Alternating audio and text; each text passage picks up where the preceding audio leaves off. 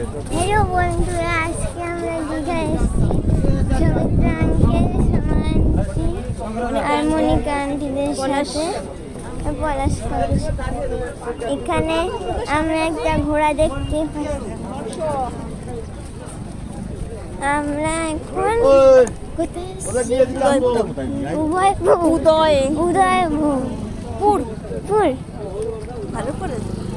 উদয়পুরে এসেছি। জোরে বল, উদয়পুরে এসেছি। দীঘায় অনেকগুলো গরু দেখতে পাচ্ছি আমি। আজকে একটা খুব বাজে ঘটনা ঘটেছে আমার সাথে।